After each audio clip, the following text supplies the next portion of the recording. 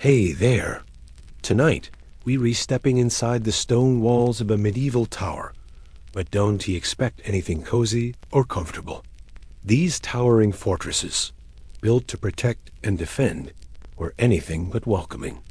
Cold, dark, cramped, and crawling with rot, life inside was a constant struggle just to survive. Imagine living in a place where the chill never leaves your bones, sunlight barely touches the stone floors, and rats scurry through the shadows alongside you. The air is thick with the smell of damp and decay, and every day brings new challenges, from scarce, spoiled food to the threat of disease. Behind those walls, you're not a lord or a hero. You're trapped in a harsh, unforgiving environment where hope is as scarce as fresh air. Tonight, we'll explore what it truly meant to live inside one of these grim towers, uncovering the hidden hardships no history book usually mentions. Before we dive in, let me know where you're re-watching from, and what time it is in your part of the world. I love seeing how far these stories travel. Now, let's unlock the heavy oak door and step inside. Welcome to the tower. At first glance, it stands proud and imposing, a solid silhouette against the sky, built from heavy stones hewn from the earth, rising stubbornly above the surrounding landscape.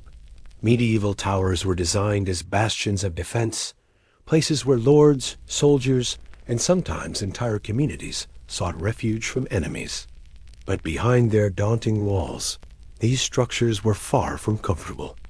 They were cold, cramped, and riddled with decay, spaces that tested the limits of human endurance and spirit. As you step inside the thick stone walls, the air changes immediately. Outside, the breeze may have carried the scent of fresh earth or pine, but inside the tower, the smell is dense and musty, a mixture of damp stone, wood rot, and the faint but persistent odor of mold. The thick walls hold in the chill of the outside world, but that warmth is minimal and slow to arrive. Heat sources are scarce, often limited to a small hearth or a meager brazier, and even then, smoke struggles to find its way through narrow chimneys, leaving the air heavy and acrid. The tower's interior is a maze of narrow passageways, low ceilings, and small rooms. Every inch of space is claimed, but never generous. Stone steps spiral tightly upwards, worn smooth by centuries of feet, twisting within the walls to lead you higher, each turn revealing another cramped chamber or narrow slit window. These windows, designed more for archers than for light or air, let in thin shafts of cold daylight, but little else. The cold drafts sneak in, curling around corners and crawling along the floor like unseen fingers. Furnishings are sparse and utilitarian, rough wooden benches, simple tables carved from timber, and beds little more than planks with a thin mattress or straw-filled sack. Luxury was not a consideration. Survival was. The inhabitants lived in constant proximity, sharing space with the smells, sounds, and shadows of one another, with little privacy and fewer comforts. Rot is a constant companion. Wood beams supporting floors and ceilings often succumb to dampness and decay.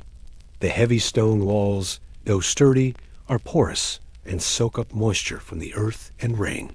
Over time, this creates a cycle of dampness that feeds mold on walls, softens wooden structures, and seeps into every corner. It's a cold rot, invisible but unrelenting, eating away at the fabric of the tower and the health of those inside. Servants and guards sweep and scrub, but no amount of effort can fully banish the rot or the smells that come with it. In some places, fungus sprouts from cracks, carpeting forgotten corners with a soft but stubborn fuzz. Wooden doors warp and creak, their hinges rusted and groaning. The air feels thick and stale, sometimes hard to breathe, especially in winter when the tower is sealed tight against the cold. The lack of sanitation compounds the misery. Chamber pots and simple latrines are tucked away in corners or narrow chambers, but waste management is primitive at best. The scent of human refuse mingles with the damp and rot, creating an atmosphere heavy with discomfort. Flies and vermin find easy homes here. Rats and mice scurry in the shadows, drawn by scraps and warmth, their tiny claws scratching along walls and floors. Sometimes these creatures were so numerous that they became a nightly torment, crawling over sleeping bodies or spreading disease. The presence of pests was not merely an annoyance, but a threat. Disease spread easily in such conditions, and fevers, chills, and infections were common ailments. Medical knowledge was limited, and many illnesses went untreated or misunderstood. The cold, damp environment weakened the body's defenses, making every day a battle against not only enemies without, but ailments within. Despite the harshness, life went on within the tower's walls. People cooked simple meals over smoky fires, using what little they could gather or grow. Food was often preserved, salted meat, dried grains, or hard bread that had been baked to last. Water came from wells dug deep inside or nearby springs, but it was rarely fresh or clean. The scarcity of clean water added to the risk of illness. Daily routines were shaped by the environment. Activities had to be brief and purposeful. Lingering meant exposure to cold and damp that could sap strength. Clothing was heavy and layered, wool and linen woven thick to hold body heat. Even so, fingers grew numb, breath turned to mist, and aches from cold seeped deep into bones. Social life was tightly controlled and sparse. The tower's confined spaces left little room for gatherings or celebrations. Instead, quiet moments were stolen, whispered conversations in the dark, brief visits to exchange news, or shared warmth near a flickering flame. The sounds inside were muted, a scrape of feet on stone, low voices, the occasional creak of settling wood. Silence was a shield as much as it was a necessity, preserving precious heat and guarding against unwanted attention. Yet even in these grim conditions, moments of resilience flickered. Servants told stories to distract from the cold. Guards kept watch through freezing nights, their breath visible in the air, eyes sharp despite exhaustion. The tower was both prison and sanctuary, a place of endurance and survival amid danger and decay. The architecture itself spoke of this tension between defense and discomfort. Thick walls were essential to repel invaders, but they trapped moisture and blocked light. Narrow staircases were easy to defend, but cramped and exhausting to climb. The height gave strategic advantage, but exposed occupants to the biting wind and cold. Every design choice came at a cost to comfort. It was not a home as we understand it. No warmth of open fires filling a large hall, no soft beds or cozy corners. Instead, it was a fortress carved from stone, built for war, suspicion, and endurance. The people who lived here accepted hardship as a part of life, shaping their daily existence around it with quiet determination. The tower's shadow stretched over the surrounding lands, a silent reminder of the power it held and the lives contained within. Those lives were marked by struggle against the cold, the rot, the cramped spaces, a daily fight for health and sanity as much as for survival against external enemies. Every stone told a story of resilience. Every worn step echoed centuries of footsteps hardened by the harshness of medieval life. So as you leave this place in your mind's eye, remember the harsh reality behind the walls. Medieval towers were far from grand homes. They were cold, cramped, and crawling with rot. Places where life persisted against the odds, shaped by endurance and quiet courage in the face of relentless hardship. The medieval tower stands as a monument, not to comfort, but to conflict. Its very stones speak of battles fought and survived, of defenses built not for ease, but for endurance. While today we might admire such structures for their historical grandeur or architectural intrigue, the people who built and lived within these towers understood them as fortresses first and homes second, if homes at all. Every aspect of their design was shaped by one overriding purpose: to withstand the horrors of siege and attack. At the core of the tower's design were thick, impenetrable walls. These walls, sometimes several feet thick, were built of heavy stone quarried from the surrounding land. Their weight and mass created a barrier that could resist battering rams, fire, and arrows raining down from enemy battlements. Yet the very thickness that ensured protection also made the interior claustrophobic and dim. Light struggled to penetrate, and the temperature remained stubbornly cold, dampened further by the moisture the stone absorbed from rain and the earth. The windows in these towers were narrow slits, often referred to as arrow loops or embrasures. From the outside, they looked like mere cracks, barely wide enough to allow a sliver of daylight. From the inside, they served a dual purpose, allowing archers to fire arrows at attackers while remaining protected behind the stone. But this design came at a steep cost to those inside.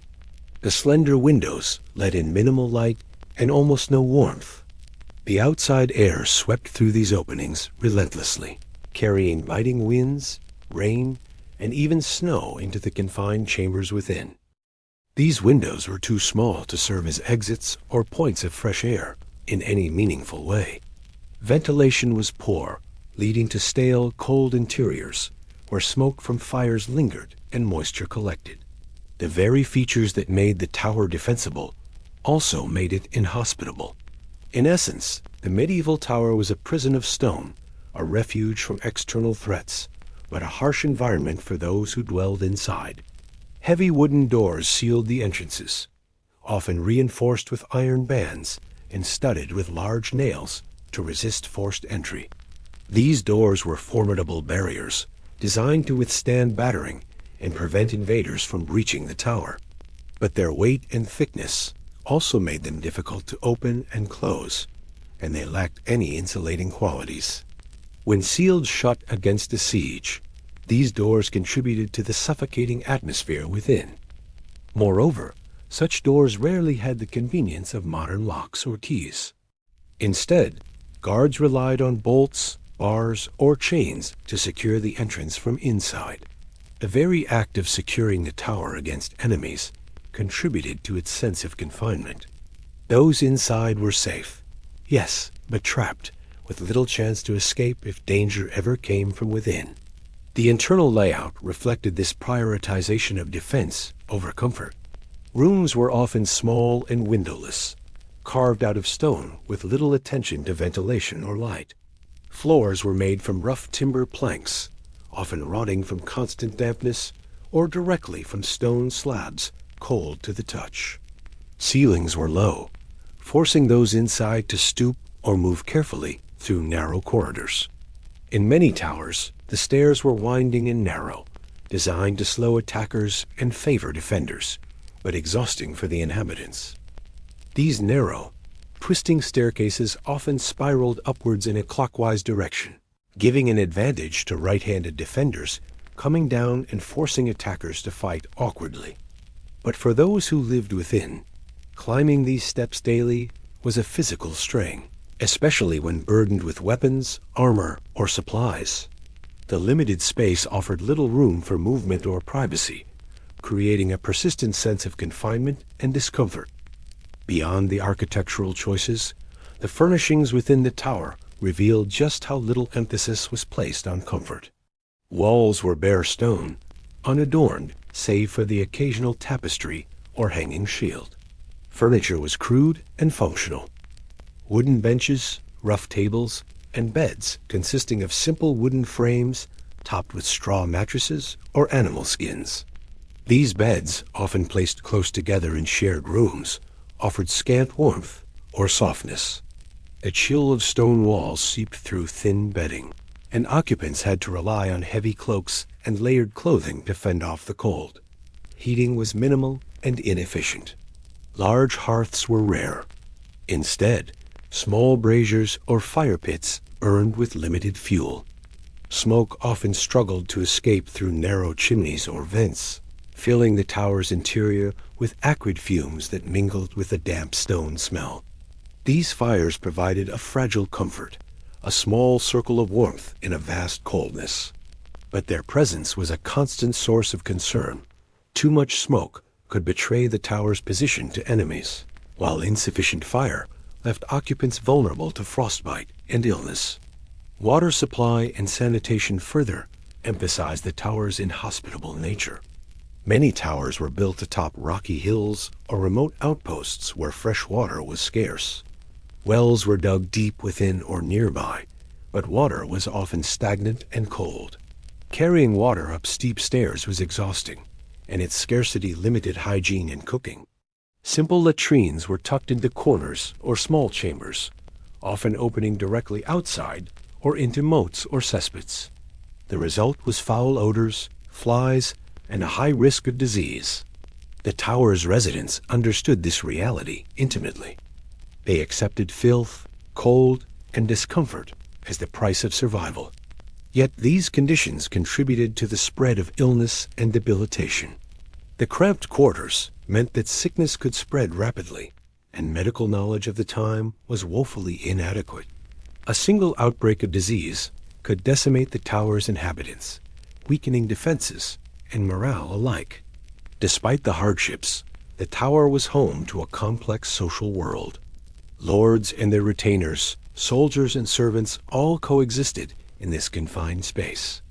Status dictated placement within the tower. Higher-ranking individuals might occupy rooms with marginally better light or proximity to the lord's chambers, while lower-status inhabitants lived in darker, more crowded quarters. This hierarchy reinforced the rigid social structures of medieval life, but it did little to improve the overall discomfort. Meals were simple and often meager, consumed quickly in communal spaces or at stone tables. Food had to be stored carefully to avoid spoilage in the damp conditions, and fresh produce was a rarity. Preservation techniques like salting or drying were common, but provided little comfort against the bleak surroundings. Despite these challenges, the community within the tower maintained routines, rituals, and camaraderie that helped sustain them. Defensively, every feature of the tower served a purpose.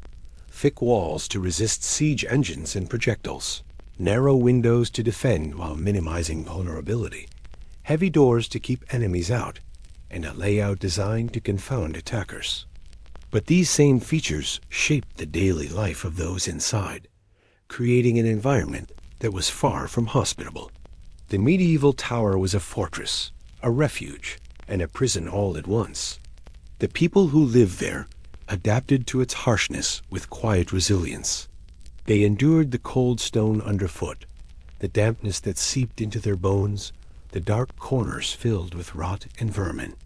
They found strength in routine, in shared hardship, and in the knowledge that their endurance helped protect a larger world beyond the tower's walls. As the sun set and shadows lengthened, the tower's occupants prepared for another long, cold night in the stone fortress. The wind howled outside, rattling the narrow windows and sending chills through the thick walls. Inside, fires flickered dimly, faces were drawn and weary, and the knowledge lingered. This tower was built for war, not living. Its stones held stories of conflict and survival, of discomfort accepted and courage tested. Though the tower's design prioritized defense above all else, it was also a home harsh, unforgiving, and unforgettable. And in understanding this, we glimpse not only the architecture of medieval warfare, but the lived experience of those who called these towers their fortress and their prison. The cold in a medieval tower was not merely a discomfort. It was an unrelenting force, a constant companion that seeped into every corner, every crack, and every soul within those ancient walls. Without the benefit of modern heating or insulation, the chill clung stubbornly, settling deep into the bones of those who lived there and into the very spirit of the place itself. As winter's grip tightened, the tower transformed. What had once been a place of strategic defense became a frozen prison. The thick stone walls, so effective at repelling invaders, were equally adept at trapping cold. Stone, by its nature, is a poor insulator. It absorbs and holds the chill of the earth and sky, radiating it slowly and persistently inward. Inside, the temperature would drop drastically, often hovering just above freezing, while outside, snow and frost blanketed the land. There were no cozy fires blazing in every room. Instead, heat came in short bursts from small hearths or braziers, fed by limited supplies of wood or charcoal. The smoke from these fires struggled to escape through narrow chimneys, filling the rooms with dense, acrid air. The inhabitants learned to treasure even the smallest flickers of warmth, gathering close to the hearth or wrapping themselves tightly in layers of wool and fur. Despite these efforts, the cold remained pervasive. Hands and feet grew numb, faces were perpetually pale, and joints ached from the biting chill. The dampness inside the tower, fed by rain, melting snow, and the breath of many bodies packed into small spaces, worsened the sensation of cold. It clung to clothing, soaked into bedding, and turned wooden furniture slick with moisture. The cold was more than physical. It was psychological. Endless winter darkness combined with the biting chill to weigh heavily on the minds of those trapped within. Days were short and gray, often shrouded in mist or fog, and the narrow windows let in only the faintest light. This dimness, combined with the oppressive cold, bred despair. It sapped morale and made each day a challenge to endure. Medieval inhabitants had few remedies for the cold. They relied on thick garments made from wool, linen, or animal skins, layered to trap whatever heat they could. Furs lined cloaks and hoods, muffling faces against the wind. Even so, these measures were makeshift defenses against a relentless environment. Sleeping in such cold was a trial. Beds were simple wooden frames with thin mattresses filled with straw or feathers, often damp and chilly. Nighttime was especially brutal. With no central heating or insulation, temperatures inside the tower plunged. Bodies huddled close for warmth, sharing blankets and breath in cramped rooms. Yet frostbite and illness were constant threats. Some slept fully clothed, bundled against the cold that seeped through stone and mortar.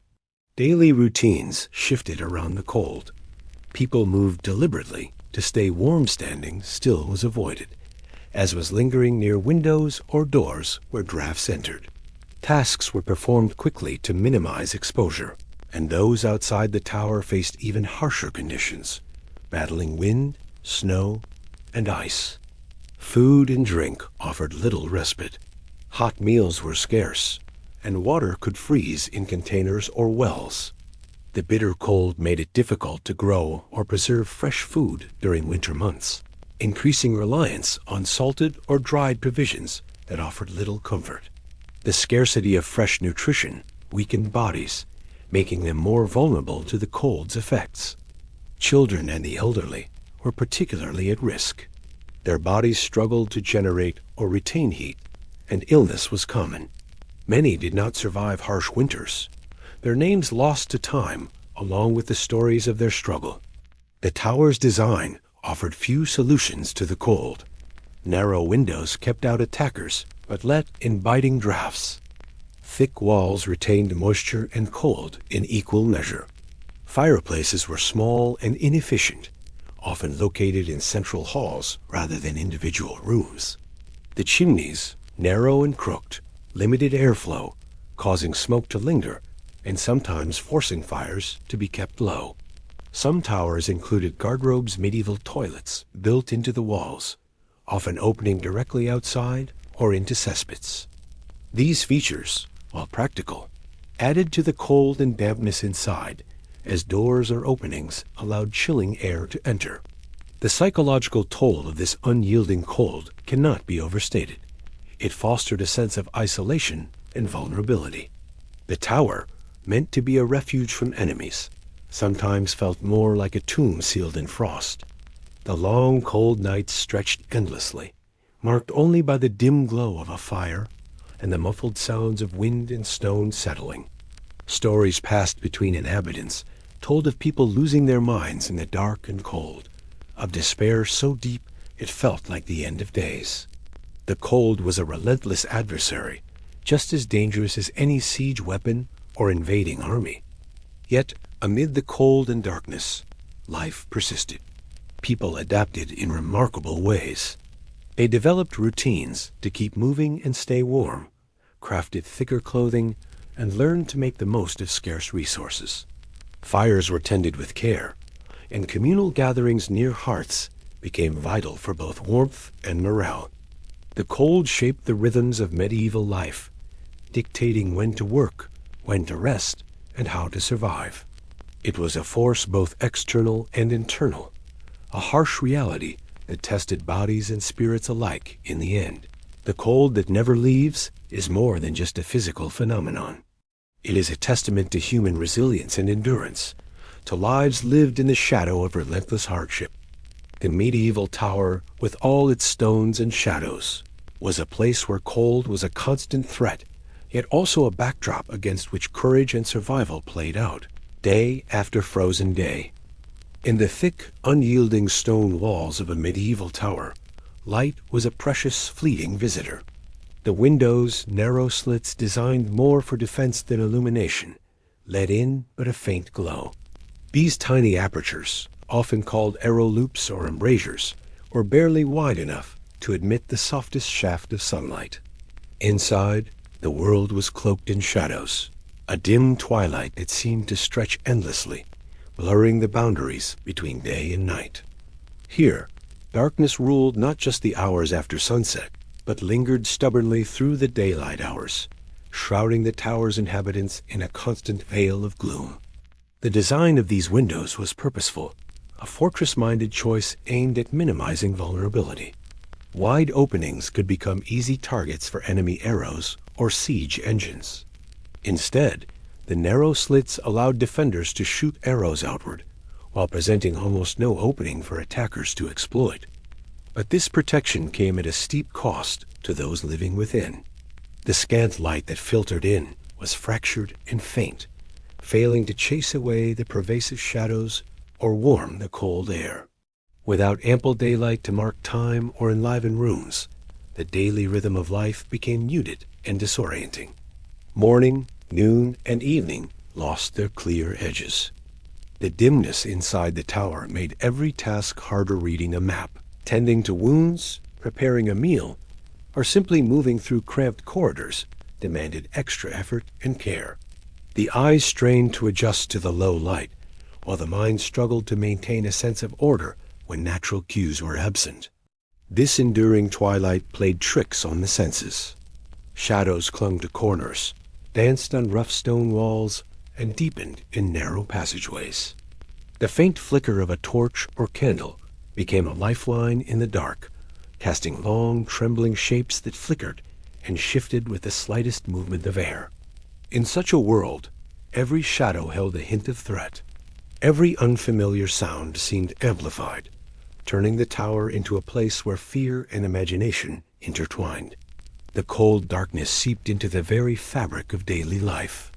Without the sun's warmth and brightness to lift spirits, gloom settled heavily on the inhabitants. The lack of sunlight meant not only poor visibility, but also a deprivation of vitamin D, which we now know affects mood and health. While medieval people had no scientific understanding of such effects, their experience of persistent darkness surely deepened feelings of melancholy, fatigue, and isolation. The weight of darkness stretched especially long during winter months, when days outside grew shortest and most dreary. The tower, already a place of shadows, felt more like a tomb sealed in twilight. The narrow windows were even less generous with light during overcast skies or storms, leaving rooms bathed in gloom for days at a time. Light sources within the tower were limited and precious. Candles made from tallow or beeswax were expensive and burned quickly, producing little illumination. Torches, often bundles of resinous wood, offered brighter light but filled rooms with smoke and soot. Hearth fires provided warmth and some glow, but were usually small and confined to central halls or main chambers, never sufficient to light the whole tower. These feeble lights created an atmosphere both intimate and eerie.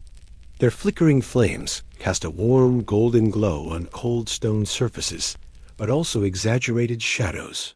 making familiar shapes seem strange and menacing. In such a setting, simple tasks took on a ritualistic quality as people moved cautiously, aware that any sudden noise or unexpected shadow could startle or unsettle. And near darkness complicated practical matters as well. Craftsmen working within the tower blacksmiths, armorers, or scribes were limited in what they could accomplish. Precision was difficult in poor light, increasing the risk of mistakes. Repairs to weapons or armor required patience and a keen eye, while reading orders or messages was often done in whispered tones, close to candlelight. Night and day merged into one continuous, dim experience. This blurring of time contributed to exhaustion and confusion. The human body relies on circadian rhythms, regulated by exposure to light and dark. In the tower's muted environment, these natural cycles faltered. Sleep was irregular, fatigue persistent, and concentration fleeting.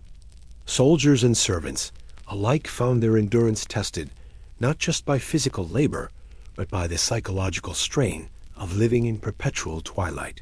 Darkness also heightened the sense of vulnerability. Without clear visibility, every sound became louder, every movement more startling. The creak of wood, the drip of water, or the distant clang of armor could provoke unease or fear. In the silence, imagination filled gaps, turning harmless noises into imagined threats, phantoms lurking just beyond sight. This atmosphere contributed to a pervasive sense of watchfulness. Inhabitants learned to rely on their other senses, sharp ears to catch footsteps or whispers, keen noses to detect smoke or rot, and alert instincts to sense changes in the air. These heightened perceptions became vital tools for survival in an environment where sight was so limited. The social life within the tower also adapted to the darkness. Communal gatherings often centered around the hearth or candlelit rooms, where stories were shared to pass time and bolster spirits. Tales of bravery, cunning, or past battles took on new resonance when told in the flickering gloom. Songs, too, were sung softly, their melodies echoing off stone walls and weaving comfort through the shadows. Yet the darkness could also deepen isolation. Those who withdrew to small, shadowy chambers or secret corners risked being forgotten or lost in the gloom. The dimness concealed not just physical shapes, but social divides and tensions. Rivalries and alliances shifted under the cover of near darkness, and secrets found fertile ground in these shadowed spaces. Despite the hardships, people found ways to mark time and maintain routines.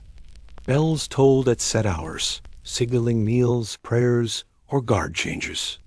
The changing position of the faint light through the narrow windows, however slight, offered subtle clues to the passage of the day. Those attuned to these signs could keep a tenuous grip on the flow of time. Seasonal changes, though muted, were still observed. The lengthening or shortening of days, the feel of cold or damp air, and the rhythm of outdoor activity all contributed to a sense of order amid the darkness. These small markers of change were crucial for morale and practical planning. Darkness ruled the day in medieval towers, shaping every aspect of life within their walls. It was a constant companion, a force as real as stone or fire.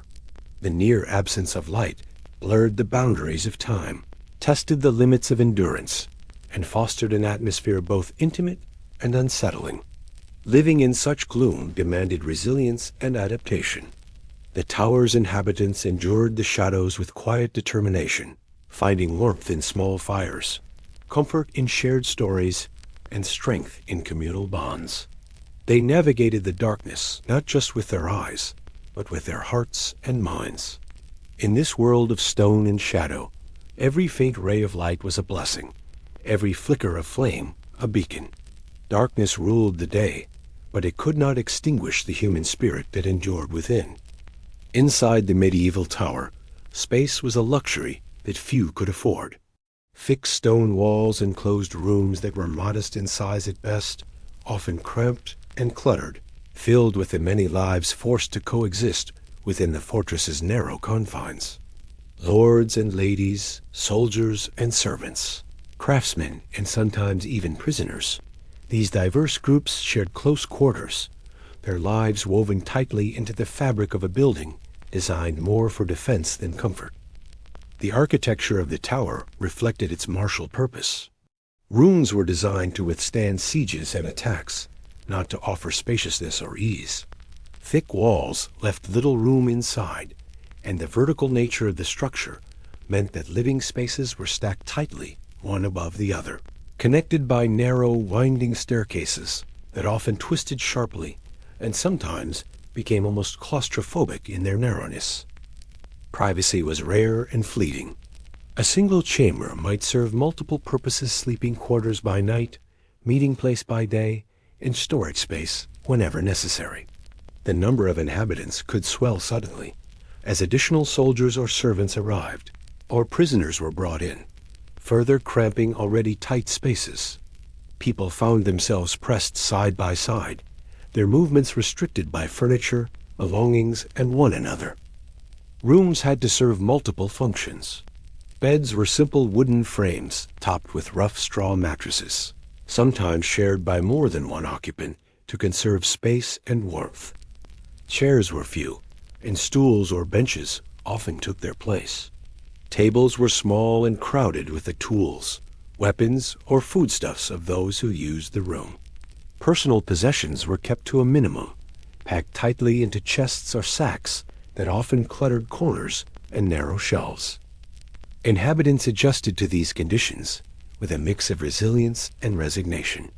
They learned to live in close proximity, accepting the daily presence of others, sometimes friends, sometimes strangers, and sometimes foes in the case of prisoners or political captives. The sounds of breathing, whispering, shifting bodies, and rustling cloth became part of the background noise of the tower's life. The cramped quarters meant little room for personal space or solitude. Those seeking moments of privacy had to be creative, retreating to less frequented corners, finding refuge in small closets or behind tapestries, or slipping quietly onto staircases when possible.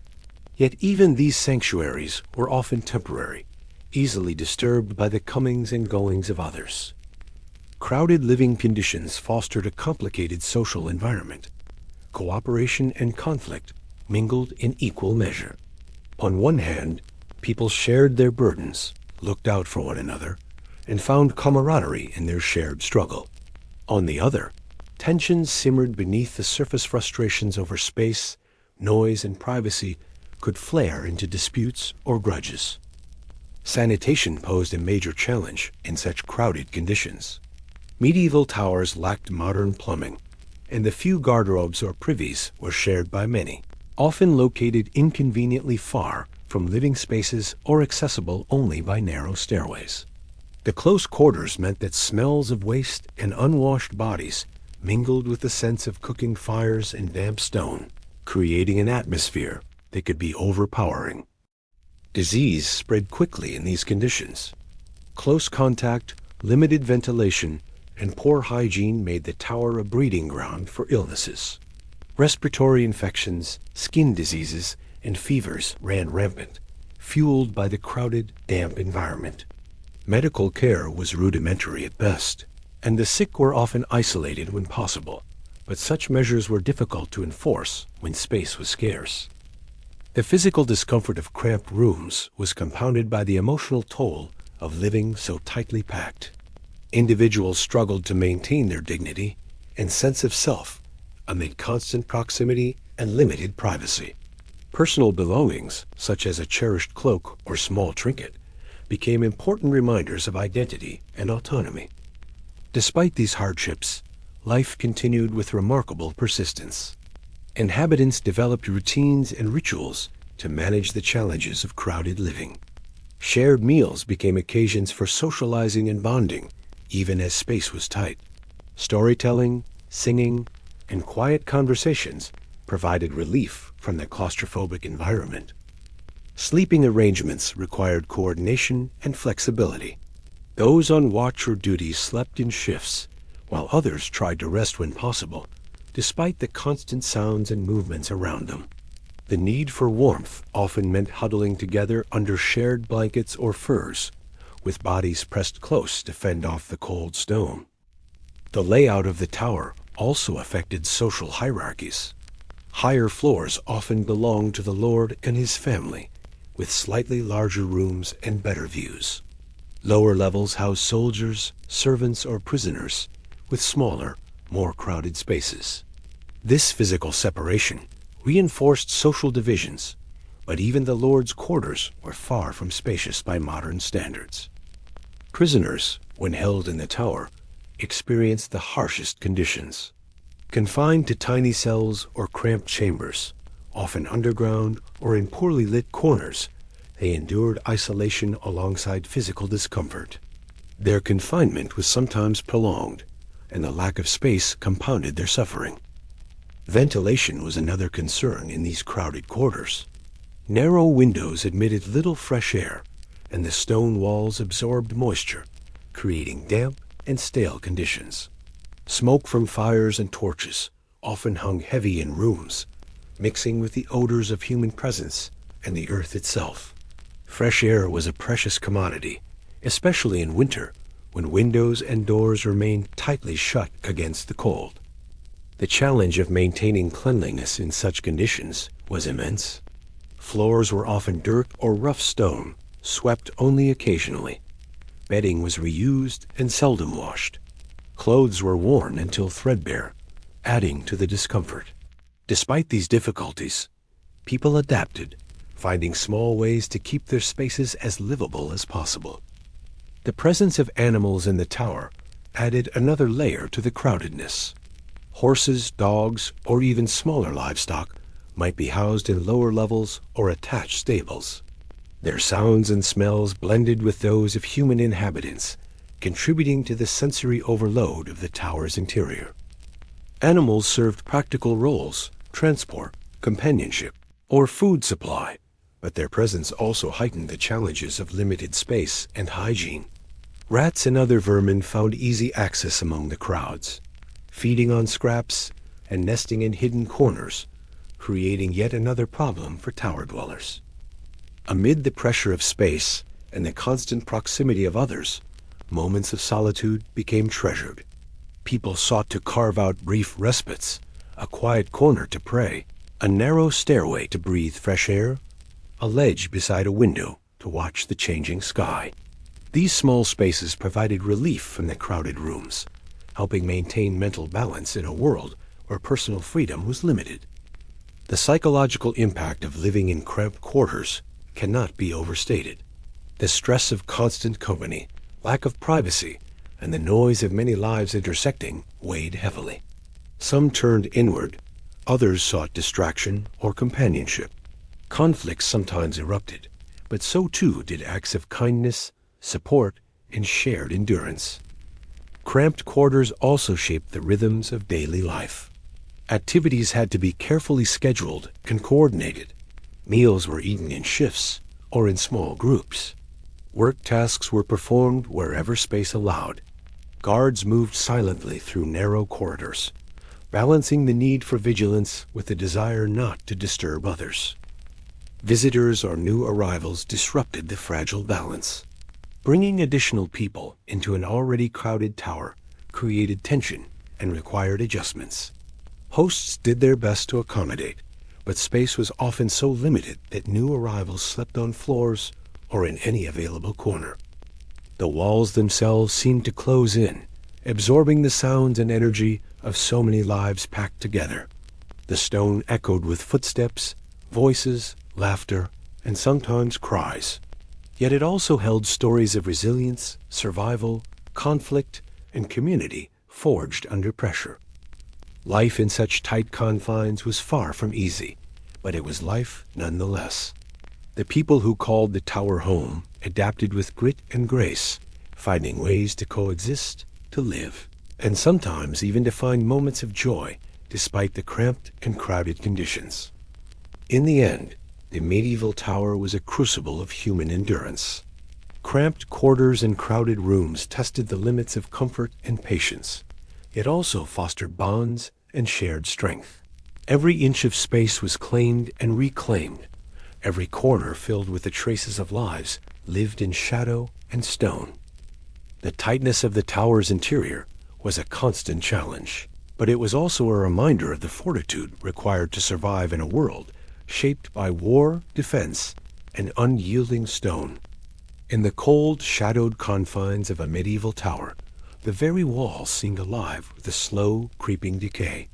The damp stone, perpetually chilled by cold winds and rain, became a breeding ground for mold and rot.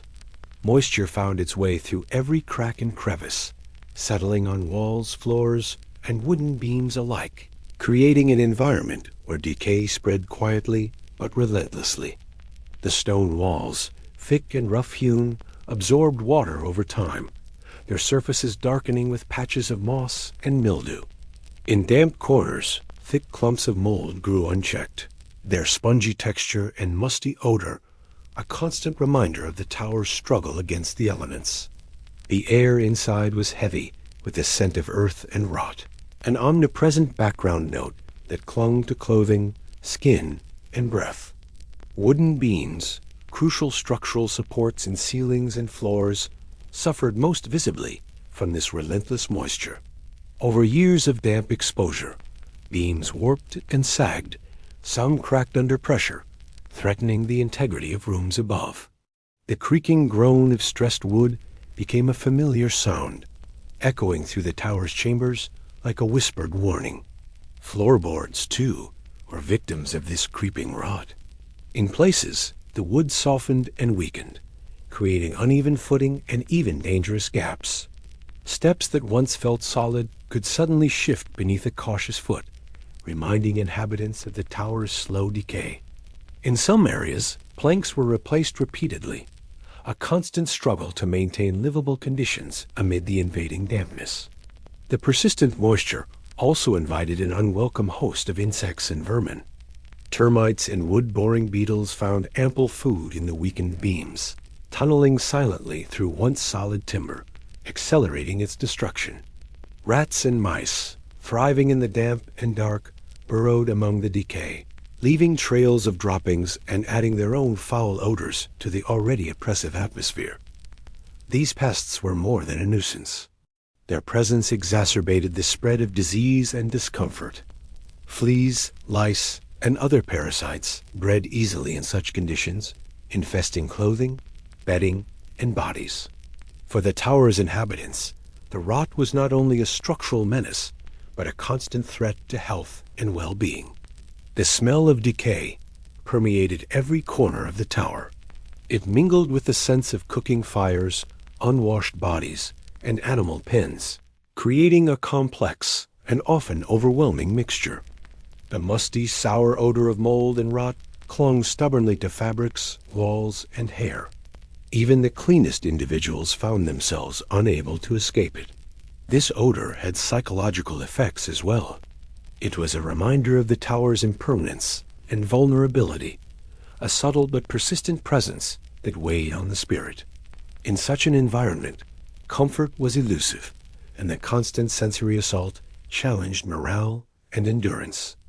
Efforts to combat the rot were limited by technology and resources.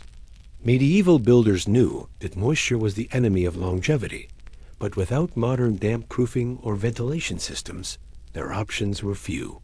Towers often lacked proper drainage, allowing rainwater to pool in basements or seep through foundations. Roofs made of heavy tiles or thatch could leak, especially after storms. Residents attempted repairs when possible. Wooden beams were sometimes replaced or reinforced, floors patched with fresh planks, and walls scrubbed or whitewashed to mask mold. Fire was occasionally used to dry damp areas, but smoke could not penetrate every corner, and open flames posed their own risks. Still, these efforts often felt like fighting a losing battle against a relentless foe. The slow destruction wrought by rot was more than physical. It symbolized the fragility of human endeavor against time and nature. The tower, a fortress meant to last generations, bore visible scars of decay, reminding all who lived within of the impermanence of stone and wood, of power and safety. This awareness shaped attitudes and behaviors. People learned to accept the imperfections and dangers of their home, adapting their movements to avoid weakened floors or unstable beams. Caution became second nature, as the creak of a step or the sudden snap of wood could signal danger. Rot also affected the tower's defenses. Structural weaknesses created vulnerabilities that could be exploited by enemies. Walls compromised by moisture were more prone to crumbling under siege, while sagging floors and ceilings could collapse, endangering defenders and forcing costly repairs. For the lord and soldiers within, maintaining the tower's integrity was a constant concern. Patrols included inspections of vulnerable areas, and repairs were prioritized when possible. Yet the slow pace of rot meant that by the time damage was noticed, it often was already advanced, requiring significant effort to address. The psychological impact of living amidst decay was profound. The constant presence of mold, rot, and structural fragility served as a reminder of mortality and hardship. The tower was a place of refuge and defense, but also of deterioration and decline. Inhabitants found solace in routines and rituals, small acts of care and maintenance that asserted control over the creeping chaos. Cleaning, repairing, and tidying became acts of defiance against the slow invasion of rot. These tasks, though tiring and sometimes dangerous, offered purpose and a sense of agency. The rot was not confined to physical structures alone. It seeped into the social fabric of the tower's community. Crowded, damp conditions bred tension, frustration, and despair. The ever-present threat of decay mirrored fears of decline and defeat, reinforcing the need for vigilance and solidarity. Relationships were tested by the hardships imposed by the environment. Conflicts over space, resources, or responsibilities sometimes flared, but so did cooperation and mutual support. The shared struggle against rot and ruin created bonds among those who endured. Over time, some towers fell entirely to decay. Abandoned or poorly maintained, their walls crumbled, roofs collapsed, and interiors became uninhabitable. These ruins, scattered across medieval landscapes, stand today as silent witnesses to the battles against rot and time that shaped the lives within. For the people who lived through these challenges, the rot was both enemy and companion, a relentless force that shaped their daily existence and tested their resilience. Their stories, often lost or forgotten, echo in the quiet creaks of ancient stone and the whisper of moss on weathered walls. In the dark, damp corners of a medieval tower, a hidden and relentless enemy thrived infestations of rats, fleas, lice, and countless other insects. These creatures found sanctuary in the squalid conditions of the tower, multiplying in the shadows where moisture and decay mingled. They gnawed on food stores, bit the inhabitants, and carried disease, turning daily life into a constant battle for survival beyond the human threats of siege or conflict. The presence of vermin was as inevitable as the chill that seeped through the stone walls. Rats, some as large as cats, scurried through hidden tunnels and narrow passages, slipping unseen beneath floorboards or behind furniture. Their dark eyes gleamed in flickering torchlight, and their sharp teeth made short work of any exposed food or wooden containers. These creatures were cunning and adaptable. They exploited every weakness in the tower's defenses, entering through small cracks in walls, gaps beneath doors, or even through the open mouths of chimneys and vents. Once inside, they multiplied swiftly, their numbers swelling in the absence of natural predators or effective human intervention. Food supplies were precious in the tower, often limited and carefully rationed. The knowledge that rats might destroy or contaminate these vital resources added a layer of anxiety to everyday life.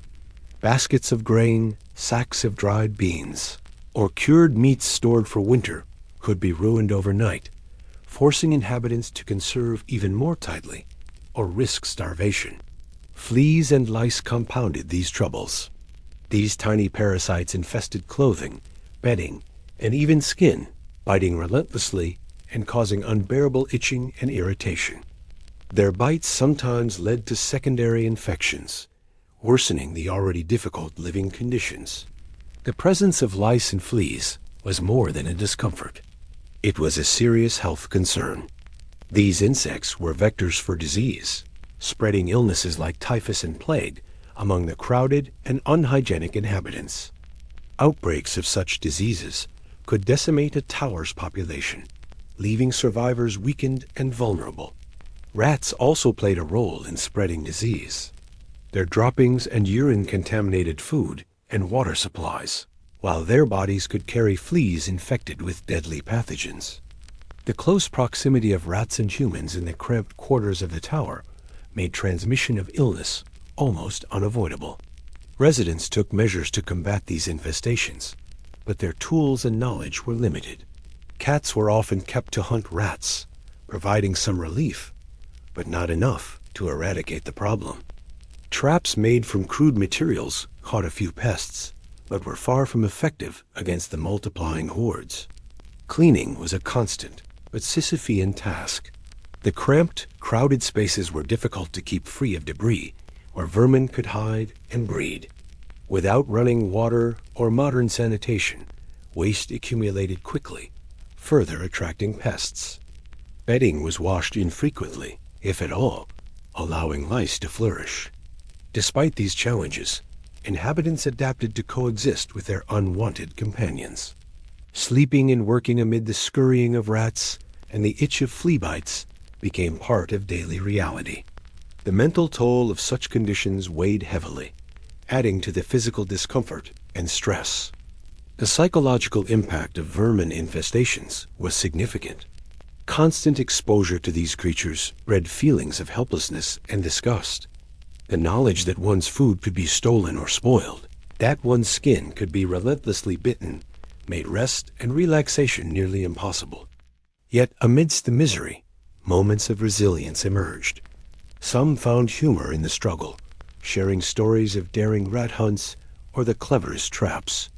Others found small victories in clearing a room or driving away a particularly stubborn infestation. The presence of vermin also affected social dynamics within the tower. Blame for infestations might be cast on the careless or the neglectful, leading to conflicts or gossip. Cooperation was essential, however, as pests did not respect boundaries or hierarchies. Everyone was vulnerable, and mutual aid was often necessary to manage the problem. The fight against vermin was ongoing and exhausting, but it underscored the broader challenges of life in the medieval tower. The occupants were besieged not only by external enemies, but by the relentless pressures of their environment, from stone and wood to rats and fleas. The relentless spread of vermin in the tower was a stark reminder of the precariousness of medieval life. Even the strongest walls and fiercest warriors could not keep out the small, persistent enemies that thrived in the cracks and shadows. Their presence blurred the line between fortress and prison, turning the tower into a place where survival was never guaranteed. In the end, the infestations of rats and insects were more than nuisances. They were part of the very fabric of tower life. To endure the medieval tower was to live with these creatures, to fight them, and sometimes simply to accept their presence as another challenge in an unforgiving world. Water, the essence of life, yet in the cold stone confines of a medieval tower, it was often a scarce and troubled blessing. Unlike the lush countryside, where springs bubbled and rivers ran free, the tower's occupants faced a daily struggle to secure even the smallest quantities of clean, drinkable water. It was a challenge woven into every moment, a shadow that followed them through dim corridors and cramped chambers, reminding all that survival depended on this most basic of needs. The towers were built with defense as their primary purpose. Thick walls, narrow windows, and high battlements designed to withstand siege and assault. Yet these very features, so effective at keeping enemies out, made access to fresh water an ongoing problem. Often perched on rocky hills or isolated locations, the towers rarely sat near abundant natural water sources. Instead, They relied on collecting rainwater in cisterns or digging wells deep within the stone. But these solutions were imperfect, and clean water remained elusive. Rainwater collection was the most common method. Rooftops built of stone or thatch funneled precipitation into channels and gutters, which led down into large underground cisterns carved into the bedrock or constructed within the tower as foundation. These cisterns could hold hundreds of gallons, capturing what the heavens provided during wet seasons. Yet rainwater storage came with its own perils. Stagnation was a constant threat, especially during dry spells when water sat motionless for weeks or months. The cisterns, dark and damp, became breeding grounds for bacteria, algae, and insect larvae. Without regular cleaning, the water's quality deteriorated rapidly, turning foul and unsafe to drink. Accessing this stored water was a daily ritual fraught with difficulty. Servants or soldiers had to descend into the damp, musty depths of the cistern, hauling buckets heavy with water up narrow, slippery stairways, or winching them out with ropes and pulleys. The air in these subterranean chambers was thick with the smell of mold and decay, and the shadows seemed to press close, making the task all the more unpleasant. Wells, when available, offered a slightly more reliable source. Dug deep into the earth beneath or near the tower, they tapped into underground aquifers, but wells posed their own dangers. Many were shallow or poorly constructed, prone to contamination from surface runoff or waste disposal. During sieges, wells could be poisoned or blocked by attackers seeking to starve out defenders. Water scarcity was not only a logistical challenge, but a psychological burden. The knowledge that each drop was precious, that thirst might come unexpectedly and without relief, added to the constant stress of tower life. In warmer months, sweat and exertion increased the need for hydration, yet the quantity and quality of water remained unpredictable. Thirst became a quiet torment. Even when physically manageable, it gnawed at the mind, distracting and weakening the body. Soldiers, servants, and lords alike found themselves pacing the stone floors, calculating their ration, or silently praying for rain. The poor quality of the water also brought health risks. Drinking stagnant or contaminated water led to illnesses that spread quickly in the cramped, crowded tower environment. Dysentery, cholera, and other waterborne diseases could strike suddenly, incapacitating entire garrisons or households. Symptoms were brutal: violent diarrhea, dehydration, fever, and exhaustion. With limited medical knowledge and few remedies, these illnesses were often fatal, especially to the very young, the elderly, or those already weakened by cold and poor nutrition. Water was also needed for cooking, cleaning, and sanitation. Yet, the scarcity of clean water made these tasks difficult, if not impossible.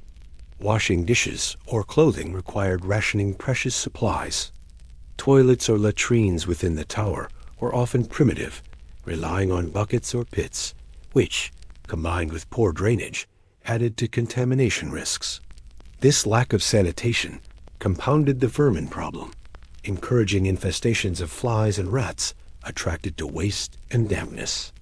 The smell of stale water mixed with refuse permeated the air, adding to the tower's oppressive atmosphere. In times of siege or winter isolation, water problems intensified. When rain was scarce and wells froze or dried up, desperation set in. Troops and inhabitants resorted to collecting snow or melting ice, though these sources were meager and could carry their own contaminants. Water rationing became strict, with overseers monitoring consumption carefully. Those caught wasting or hoarding water faced harsh punishments. Even animals, vital for defense and food, were limited in their water intake, further jeopardizing survival. Despite the hardships, the tower's residents developed coping strategies. Boiling water over fires was one method used to reduce contamination, though fuel shortages often made this difficult. Some added herbs or vinegar to mask bad tastes or purportedly purify the liquid. Collecting morning dew, Using cloths or specially designed surfaces was another small tactic employed during dry periods. Though the quantities were tiny, every drop counted. The psychological impact of water scarcity was deeply felt. Water represented life and death, a tangible symbol of the tower's fragility and isolation. Its presence or absence shaped daily rhythms and rituals, conversations, and conflicts.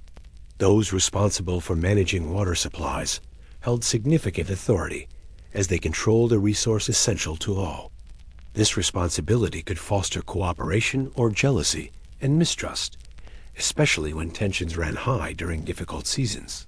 In the quiet moments, when inhabitants paused between chores or watches, thoughts often turned to water, memories of fresh streams from home, dreams of abundant springs, or fears of the well running dry. Water was life's foundation, yet within the stone prison of the tower, it remained an uncertain and precious gift. The struggle to secure, conserve, and purify water was as vital to survival as any sword or shield. Water, the essence of life, yet in the cold stone confines of a medieval tower, it was often a scarce and troubled blessing. Unlike the lush countryside where springs bubbled and rivers ran free, the tower's occupants faced a daily struggle to secure even the smallest quantities of clean, drinkable water. It was a challenge woven into every moment, a shadow that followed them through dim corridors and cramped chambers, reminding all that survival depended on this most basic of needs. The towers were built with defense as their primary purpose: thick walls, narrow windows, and high battlements designed to withstand siege and assault. Yet these very features, so effective at keeping enemies out, made access to fresh water an ongoing problem. Often perched on rocky hills or isolated locations, the towers rarely sat near abundant natural water sources. Instead, they relied on collecting rainwater in cisterns or digging wells deep within the stone. But these solutions were imperfect, and clean water remained elusive. Rainwater collection was the most common method. Rooftops, built of stone or thatch, funneled precipitation into channels and gutters, which led down into large underground cisterns carved into the bedrock or constructed within the tower as foundation. These cisterns could hold hundreds of gallons, capturing what the heavens provided during wet seasons. Yet, rainwater storage came with its own perils. Stagnation was a constant threat, especially during dry spells when water sat motionless for weeks or months. The cisterns, dark and damp, became breeding grounds for bacteria, algae, and insect larvae. Without regular cleaning, the water's quality deteriorated rapidly, turning foul and unsafe to drink.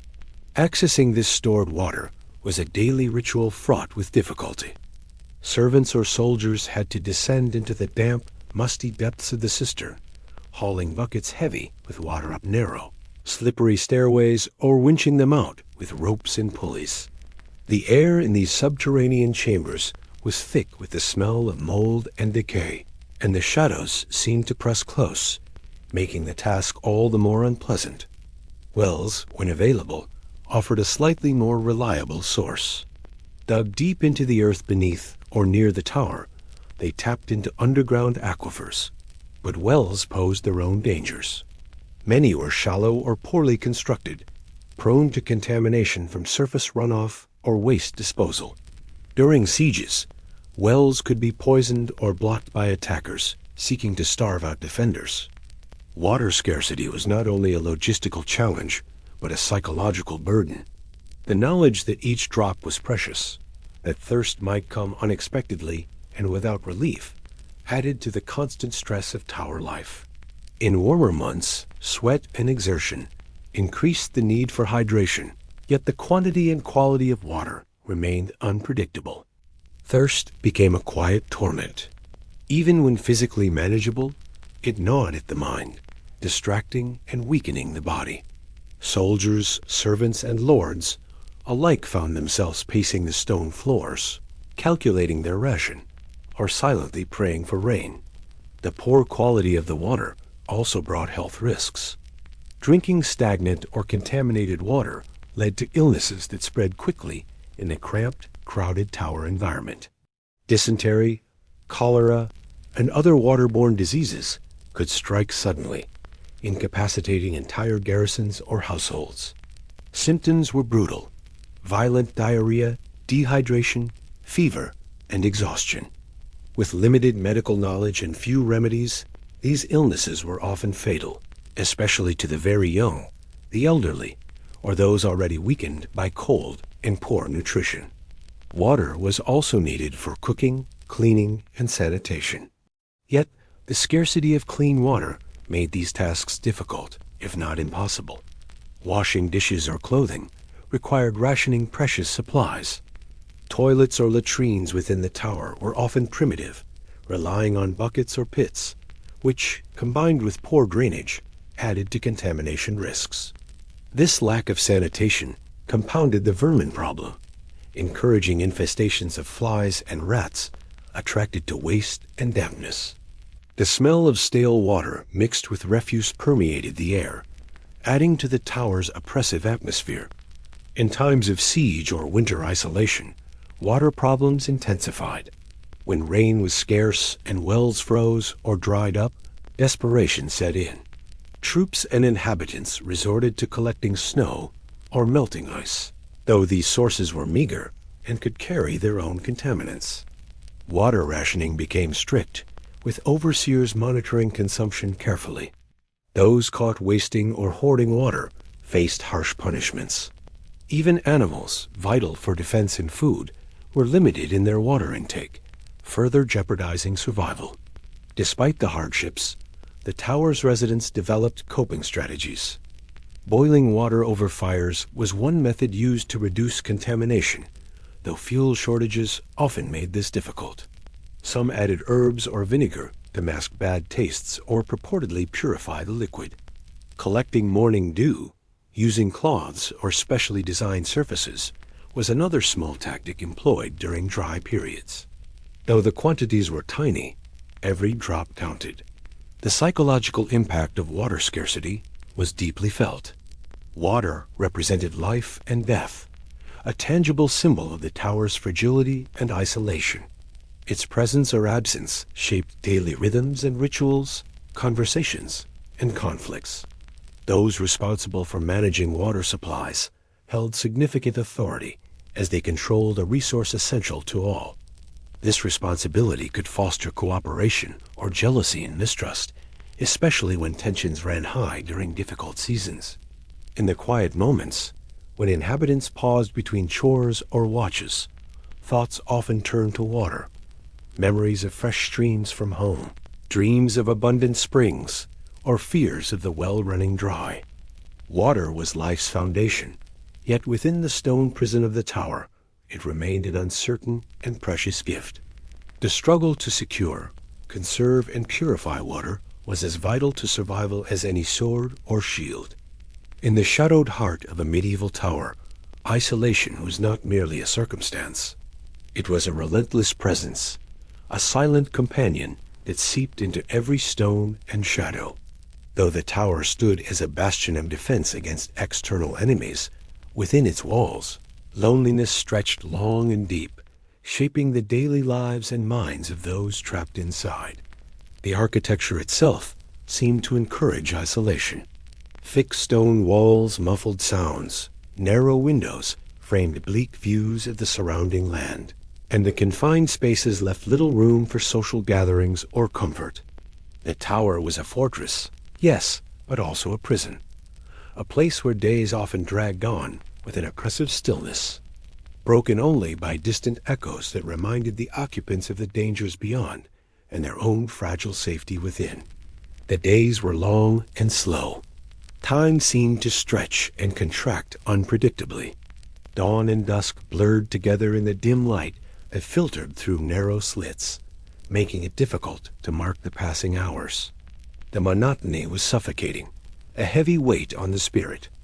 Outside, the world continued its violent rhythms, clashes of battle, the pounding of hooves, the distant clang of armor. These sounds arrived as ghostly reminders that life and death waited just beyond the walls. Yet inside, the silence was profound, punctuated only by creaks of settling wood, the drip of water from the cold stone, or the distant scurrying of vermin. This isolation exacted a psychological toll. The mind, starved for human connection and stimuli, began to wander. Some succumbed to despair or fear, haunted by imagined enemies lurking in every shadow. Others found their thoughts consumed by memories of home, loved ones, or lives they had left behind, intensifying the ache of separation. The echoes of isolation were not merely silence. They were a chorus of anxieties, loneliness, and uncertainty that pressed in on the soul. Communication within the tower was limited. The cramped spaces forced people into small groups or solitude.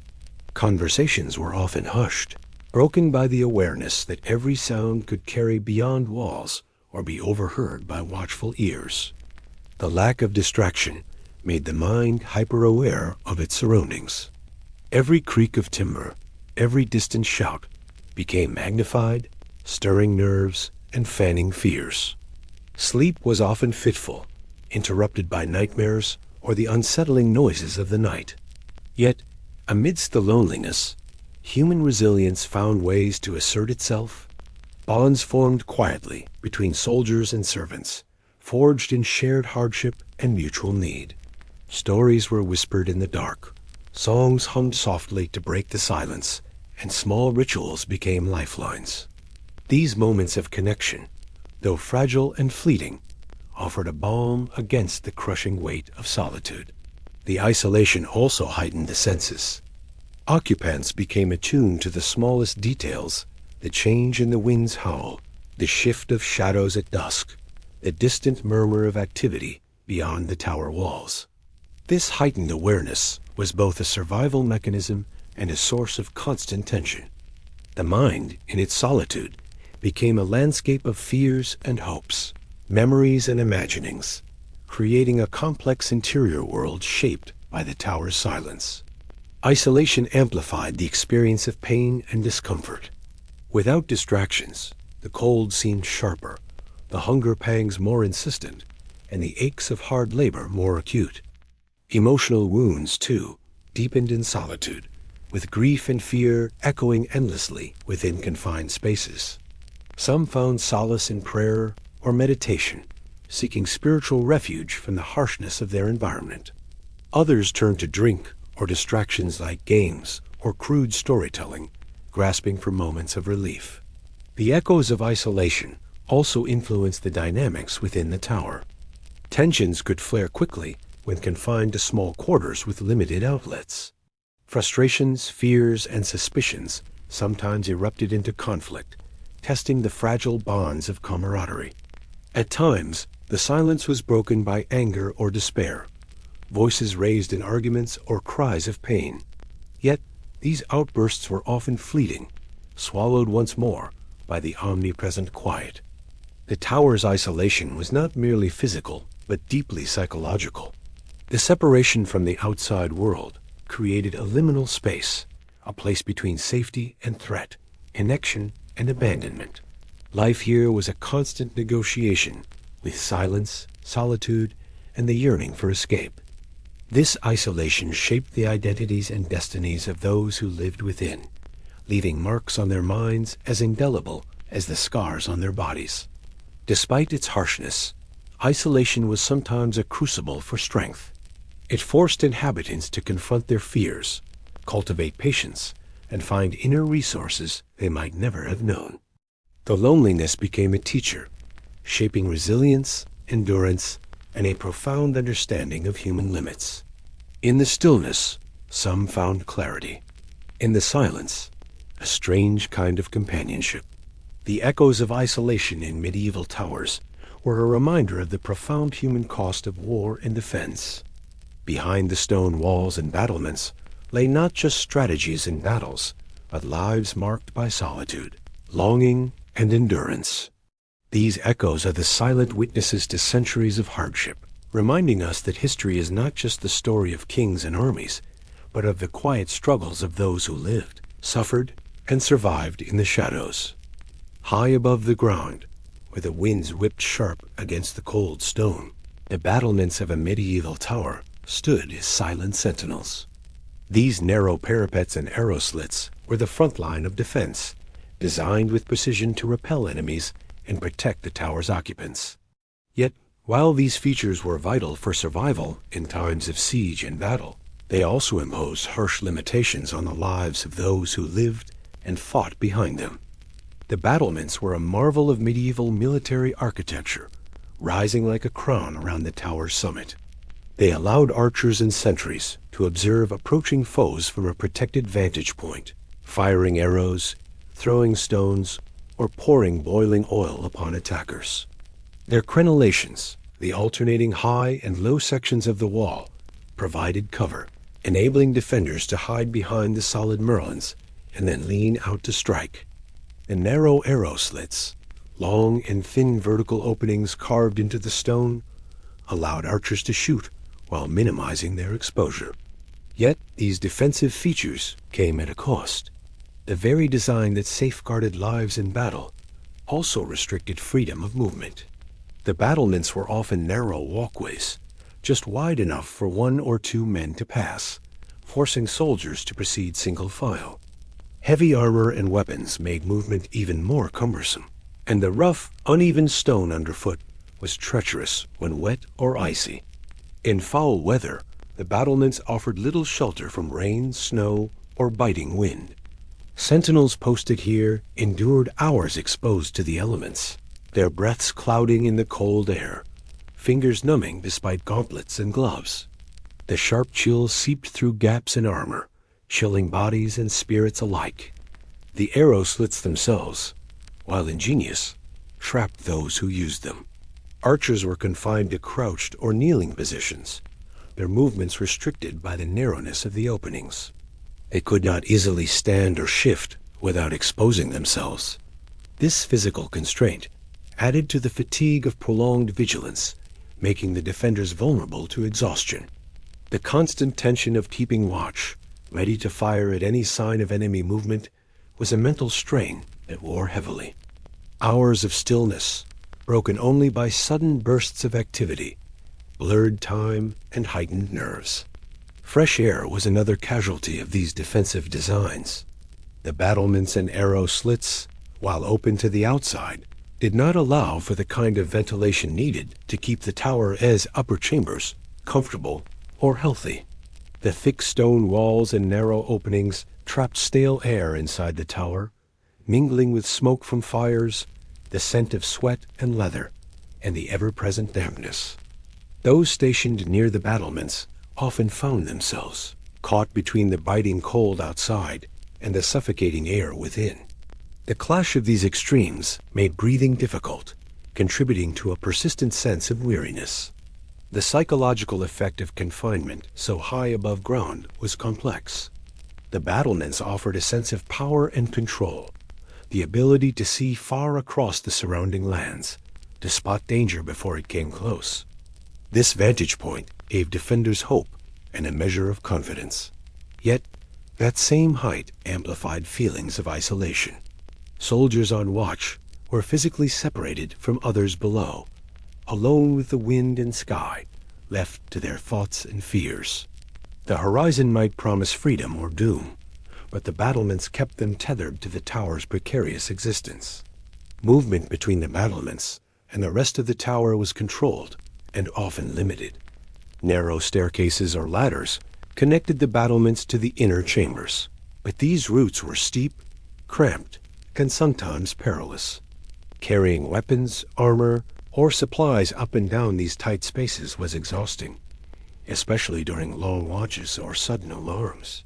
In times of attack, the battlements became crowded with defenders scrambling to take their positions, sometimes leading to jostling, falls, or injury. The limited space heightened tension and the risk of accidents. The battlements also constrained the delivery of supplies and reinforcements.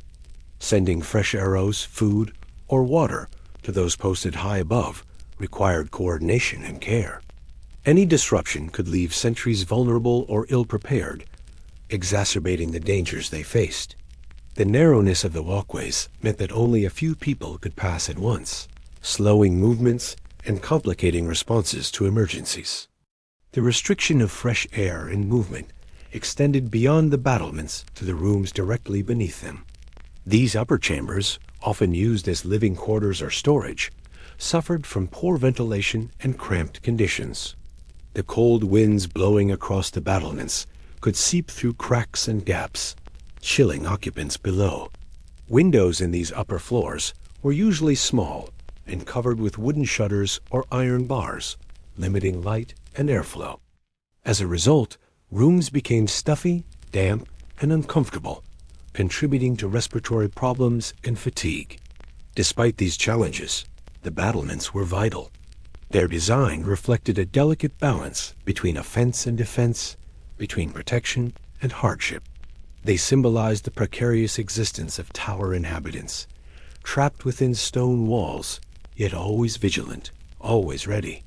Defending from above required physical endurance, mental resilience, and unwavering focus. The men and women who stood watch knew that their lives, and those of everyone within the tower, depended on their vigilance. The battlements also shaped daily routines and rhythms.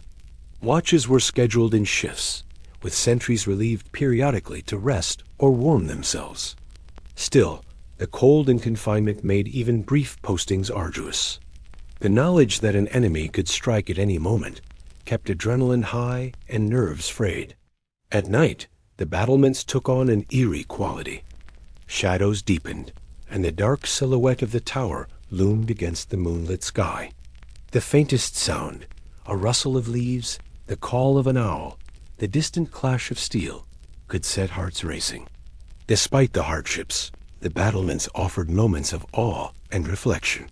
From their heights, defenders could see vast stretches of countryside, forests, rivers, and distant mountains. The changing seasons painted the landscape in shifting hues: the fresh greens of spring, the golden fields of summer, the fiery reds of autumn, and the stark whites of winter. For brief instants, the beauty of the world beyond the tower broke through the grimness, reminding those on watch of life beyond stone and battle. In times of peace, the battlements might serve other purposes: places to gather, to survey lands, or to exchange news. But their primary function remained defense, a constant reminder that survival was a fragile, contested thing. The narrow walkways and arrow slits, while limiting comfort and freedom, were the first and last line of defense against enemies. They embodied the harsh reality of tower life, a blend of vigilance, sacrifice, and endurance. The story of defending from above is a story of tension and contradiction. The battlements were both a place of power and of imprisonment, a vantage point and a trap. They demanded strength and resilience while offering little relief. This delicate balance shaped the experiences of those who lived and fought within medieval towers, their lives measured in steps along narrow stones and breaths in cold, thin air. Within the thick, unyielding stone walls of a medieval tower, fire was both a blessing and a curse. It brought much-needed warmth against the biting chill that seeped relentlessly through every crack and crevice. Yet it also carried the potential to turn the very heart of the fortress into a blazing inferno. The presence of fire in such cramped, often wooden interiors demanded constant vigilance, careful tending, and a wary respect from all who lived there. The open hearth was the center of life within the tower's chambers. A roaring fire in a large stone fireplace offered a flickering glow that pushed back the oppressive darkness and a comforting heat that softened the harsh cold. For the inhabitants, these fires were a vital lifeline, especially during the long, brutal winters when frost clung stubbornly to the narrow windows and breath came out in visible puffs. Yet, the fire's warmth came at a cost. Without chimneys designed for modern ventilation, smoke filled the rooms, curling in thick, acrid waves that choked and stung eyes, irritated lungs, and blackened walls. The scent of burning wood mingled with the smells of damp stone, sweat, and daily toil to create a heavy, pervasive atmosphere. Inhabitants often had to position themselves carefully to catch warmth without inhaling too much smoke. The smoke and soot settled over everything: clothing, tapestries, utensils, and the very faces of those who lived by the fire's glow. The constant presence of smoke was a harsh reminder of the tower's limitations and the primitive conditions endured by its occupants. The dangers of fire extended beyond discomfort. The interiors of medieval towers, though largely constructed of stone, incorporated wooden beams, floors, and furniture that were highly flammable. This combustible material, combined with the open flames and sparks that sometimes leapt from the hearth, created an ever-present risk of disaster. A single careless ember could ignite a blaze that spread rapidly through the confined spaces. Once aflame, the thick wooden structures and the tower's narrow corridors made escape difficult. Fire consumed quickly, turning safe havens into death traps. The risk of fire was heightened by the tower's cramped conditions. Rooms were often cluttered with belongings, supplies, and sometimes livestock. Flammable materials such as straw, cloth, and dried herbs were stored near the hearth for convenience, but also contributed to the danger. In some towers, the close proximity of living quarters meant that a fire starting in one room could threaten many occupants. The narrow stairways and small doorways hampered efforts to escape or fight the flames, turning what might have been a small accident into a deadly emergency. Because of these risks, those living in the tower developed strict routines around fire management. Fires were tended constantly, with logs added carefully to maintain a steady, controlled blaze. Sentinels or servants might be assigned to watch the hearths during the night, ready to respond to any sparks or unusual smoke. Fire buckets, often filled with water or sand, were kept nearby as a precaution. Despite these measures, accidental fires were not uncommon and could lead to devastation. The psychological impact of fire was profound. It represented both safety and terror. The fire's glow was a source of comfort and community. People gathered around it to cook meals, warm hands, share stories, and rest. But the same flames could quickly become agents of destruction, turning a place of refuge into a furnace of fear. The duality of fire's role heightened the tension of daily life, reinforcing the precariousness of existence within the tower. During siege or attack, the threat of fire took on an even more critical dimension. Invaders sometimes used fire as a weapon, launching flaming arrows or setting nearby structures alight in attempts to smoke out defenders or cause chaos. The tower's defenders had to be constantly alert, ready to extinguish stray embers and prevent their own fortress from becoming a pyre. Inside the tower, controlling fire was essential not just for comfort but for survival. The architectural design of medieval towers reflected an awareness of these dangers. Hearths were often set deep into thick stone walls, designed to contain flames and direct smoke upward and outward through small vents or openings. Stone chimneys were sometimes incorporated, though these were rudimentary compared to modern standards. The positioning of hearths took into account the flow of air and the layout of rooms, aiming to maximize heat distribution while minimizing risks. In some towers, multiple hearths provided warmth to different floors or chambers. Each fire required careful maintenance, and coordinating the supply of wood was a constant concern. Timber had to be gathered, stored, and rationed wisely, especially during harsh winters when fuel was scarce. The labor of gathering and preparing firewood was often carried out by servants or lower-ranking inhabitants, adding to the daily burdens of tower life. Despite the smoke and risks, fire remained indispensable. It enabled cooking, boiling water for hygiene or medicine, and the crafting of weapons or tools. The flame was a symbol of life amid the stone cold, a flickering hope in the long nights. The way people lived with fire managing its warmth and threats reveals much about the ingenuity and resilience required to survive in medieval towers. The stories told around hearth fires carried an intimacy and urgency. Flames cast dancing shadows on the walls, lending a mysterious glow to tales of battles, legends, and the harsh realities of tower life. These moments of storytelling forged bonds, eased loneliness, and passed knowledge from one generation to the next. In the heart of the tower, fire was more than physical, it was cultural and spiritual.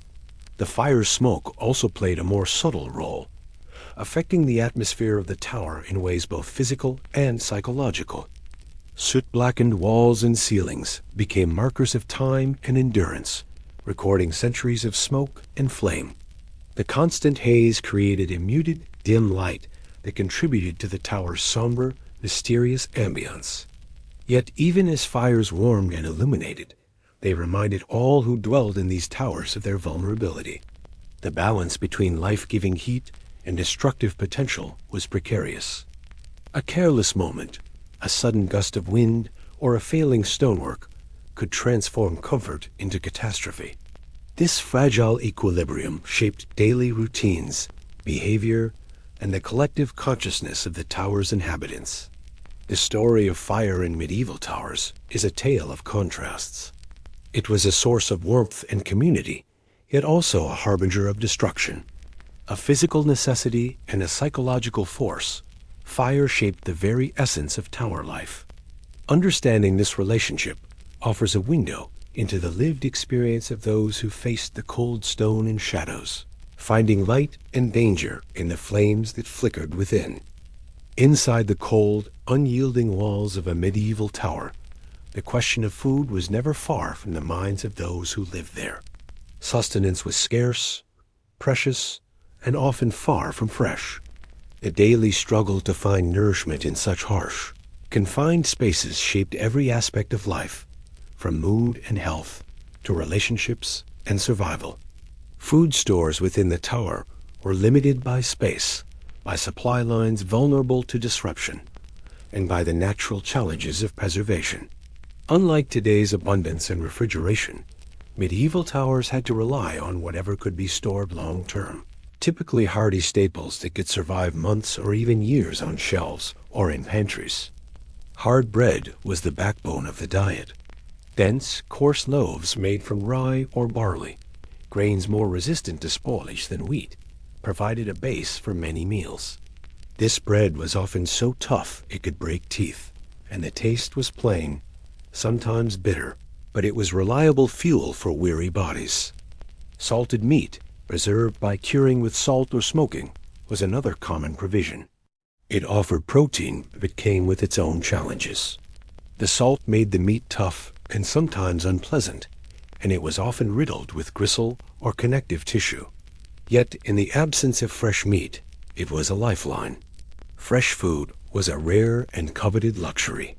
Fruits and vegetables, delicate and perishable, rarely made it into the tower except in small amounts during the growing season, or through carefully tended gardens, if the tower had such space nearby. When fresh provisions arrived, they were celebrated with near religious gratitude. A handful of apples, a wedge of cheese, or a few eggs could brighten spirits and restore strength. But these moments were few and fleeting, overshadowed by long stretches of monotonous fare. Ale was a staple beverage, safer than often contaminated water sources. Though stale and weak compared to modern brews, ale provided hydration and calories. It was often consumed in small quantities throughout the day, sustaining morale as well as physical needs.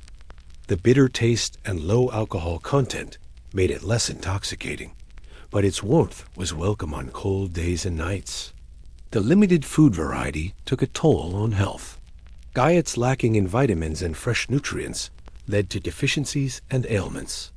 Scurvy, caused by lack of vitamin C, was a common affliction, marked by weakness, swollen gums, and bleeding.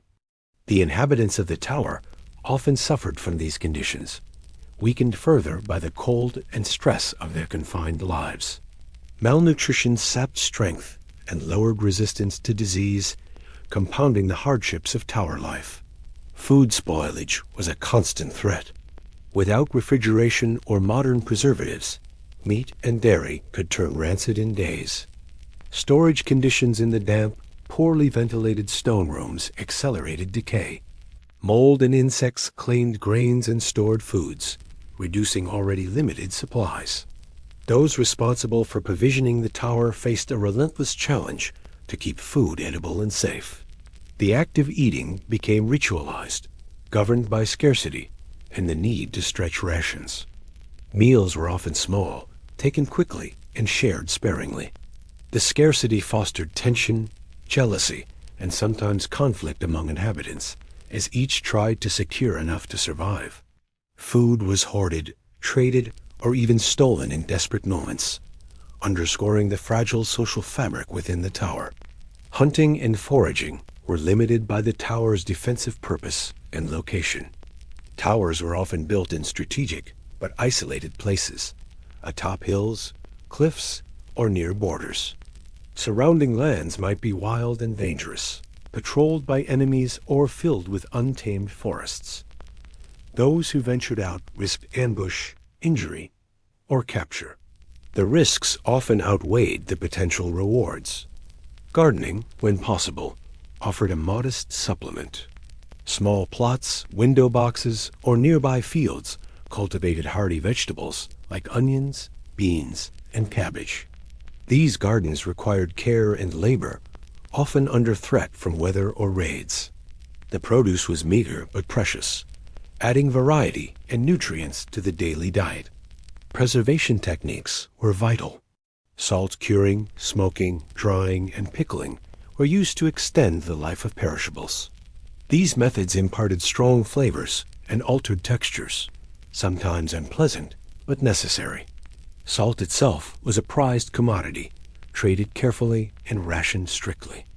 Cooking was often done over the same open hearths that warmed the tower, making meal preparation slow and smoky. The limited space, smoke-filled air, and lack of utensils complicated even simple dishes. Meals were basic: stews, pottages, or boiled grains, designed to fill stomachs rather than delight palates. The scarcity of food also shaped social rituals and hierarchies. Lords and higher-ranking residents often received better portions, while servants and soldiers made do with scraps. These divisions reinforced social order, but also bred resentment and despair. Sharing of food was an act of trust and necessity, but also of power. Periods of famine or siege intensified the crisis. When supply lines were cut or harvests failed, hunger became acute. Starvation loomed, forcing desperate measures and dark choices. The threat of death by hunger was a shadow that stretched over every day. Despite these hardships, the inhabitants found ways to cope. Camaraderie during meals, stories shared over meager rations, and the rare celebration of a fresh catch or harvest provided moments of relief. Food, scarce and spoiled as it often was, remained central to survival and humanity within the tower.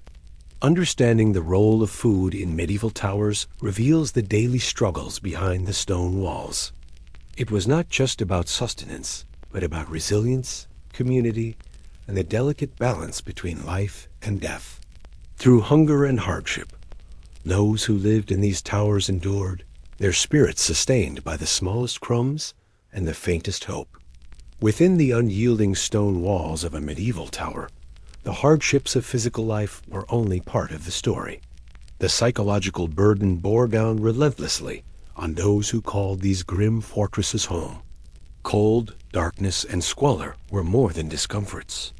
They became the backdrop for a mental struggle that eroded even the strongest spirits.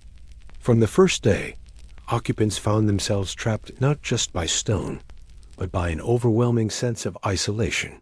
The towers stood aloof, perched on hills or borders, removed from the rhythms and comforts of village life. This geographical solitude deepened into an emotional and mental loneliness that seeped into every corner. Days blurred into one another, each marked by the same muted light filtering through narrow slits in the same unchanging cold. The monotony was crushing. Without distraction or fresh air, minds wandered down dark corridors of worry and doubt. Anxiety took root, fueled by uncertainty about the future, the threat of attack, and the harshness of daily survival. Fear was constant. Fear of the enemy beyond the walls, fear of accidents like fire or structural collapse, fear of illness in a place where healing was limited. This persistent dread created a tense atmosphere where nerves were stretched thin. The lack of privacy compounded mental strain. Cramped rooms offered no refuge. Every sound echoed, every movement was watched or heard. In such close quarters, personal space vanished. Tensions between inhabitants could flare into conflict, increasing stress and fostering mistrust. The social pressures of hierarchy and surveillance added layers of psychological weight. Servants, soldiers, and nobles all navigated complex power dynamics, careful to avoid offending those above while managing their own fears and hopes. Depression was common but invisible, often misunderstood or dismissed. The stoic culture within the tower discouraged open displays of weakness. Tears and despair were hidden, locked away beneath forced smiles or silence. Yet beneath the surface, many struggled with profound sadness and hopelessness. Loneliness, compounded by separation from family and friends, was a heavy burden. Letters and news from outside were rare. The tower was a world unto itself, and many felt trapped not just physically but emotionally. Sleep offered little relief. The cold seeped into bones. The noise of rats, creaking wood, or distant storms disturbed rest, and anxiety led to restless nights. Dreams were often haunted by fears of enemies, failure, or death. Fatigue deepened the sense of despair, weakening willpower and making daily survival more difficult. The ever-present filth and decay in the tower affected mental well-being. The smell of mold, the sight of vermin, and the dampness contributed to feelings of disgust and helplessness. The environment felt hostile, unclean, and oppressive, eroding morale. This sensory assault compounded the emotional toll, blurring the line between physical and psychological suffering. For some, religion offered solace. Prayer, rituals, and faith became anchors in the storm. The tower's chapel or sacred spaces, though small and simple, provided moments of peace and connection to something beyond the harsh stone walls. Yet even faith could be tested by hardship, leading some to question or despair. The psychological toll also manifested in physical symptoms. Headaches, stomach ailments, and general malaise were common. The mind and body were inseparable, and mental strain weakened physical health, increasing vulnerability to disease and injury. This vicious cycle trapped many in declining spirals. Stories and oral traditions passed between inhabitants became vital coping mechanisms. Shared tales of heroism, legends, or humor provided distraction and built bonds. Laughter, though rare, was treasured, a brief reprieve from gloom. The communal sharing of stories reinforced social cohesion and offered hope. The hierarchy of the tower influenced psychological experience. Higher-ranking individuals might command respect and relative comfort, but also faced their own pressures. Political intrigue, responsibility, and isolation at the top. Lower-ranking servants and soldiers bore harsher conditions and fewer outlets for expression, deepening feelings of powerlessness. Paranoia sometimes took root. The close quarters and constant surveillance bred suspicion. Small slights or mistakes could be magnified into threats. The fear of punishment or betrayal made trust fragile. This atmosphere of watchfulness heightened stress and isolation. The psychological toll of waiting and uncertainty weighed heavily. Days spent anticipating attack, illness, or disaster created a tense, fraught environment. The mind's constant state of alertness drained energy and peace. This chronic stress shaped behaviors and interactions, sometimes leading to withdrawal or aggression. Despite the hardships, many found resilience through routine and purpose. Daily tasks, no matter how small, provided structure and distraction. The sense of duty to defend the tower or care for others gave meaning amidst suffering. These threads of meaning helped sustain spirits through the darkest times. The psychological toll extended beyond individual experience. It shaped the collective identity of tower inhabitants, fostering a culture of endurance, caution, and muted expression. These mental scars could last lifetimes, coloring memories and influencing future generations. The legacy of life in the tower was not only in stone and history, but in the invisible marks left on minds and hearts. Understanding the mental struggles of medieval tower life reveals a hidden dimension of hardship. Behind the cold walls and physical discomfort lay battles fought within, battles for hope, sanity, and the will to endure. Through the fog of fear and despair, the human spirit persisted, a quiet testament to resilience amid relentless adversity. Sieges were the ultimate test of life within a medieval tower. When enemy forces encircled the fortress, the cold stone walls that had long offered a grim but steady refuge suddenly became a prison, a trap where the occupants faced not only the threat of weapons, but the slow, insidious enemies of hunger, thirst, and disease. The siege transformed daily hardship into desperate survival, a brutal endurance trial where hope flickered dimly amid despair. From the moment the attackers appeared on the horizon, tension tightened like a drawn bowstring. The sounds of war, the distant rumble of siege engines, the cries of soldiers, the clash of armor, drifted up to the tower, punctuating the still air. Inside, the inhabitants prepared as best they could, knowing that the coming days or weeks would push them to their limits. Food stores, always limited, were hurriedly inventoried and rationed. Each loaf of bread, each salted hunk of meat became precious. No longer were meals taken with any comfort. They were measured out in small, careful portions. The dwindling supplies created an atmosphere thick with anxiety, as every mouthful could mean the difference between endurance and collapse. Water was equally precious. Cisterns and wells, often small and vulnerable, were guarded fiercely. The knowledge that these sources could be contaminated by siege tactics, or simply run dry, added a layer of dread. Thirst gnawed as cruelly as hunger. The siege itself was a relentless siege of both body and mind. Days stretched long under the weight of uncertainty. Outside, the attackers employed a variety of tactics: bombardment with stones and flaming projectiles, mining attempts to collapse walls, and assaults aimed at breaching gates or ladders scaling the battlements. Inside, defenders maintained watch, manned weapons, and tended the wounded, all while battling their own exhaustion. The noise was constant, the roar of engines, the thunder of impacts, the shouted commands, and the anguished cries of those injured or killed. Sleep became a rare commodity, stolen in short bursts whenever the cacophony ebbed. Disease, ever a lurking menace in the cramped, damp tower, became especially deadly during a siege. The influx of more people, soldiers, wounded, and sometimes refugees, crowded the already confined spaces, increasing the risk of infection. Hygiene, always difficult, deteriorated further under siege conditions. Waste disposal became nearly impossible, and water contamination was common.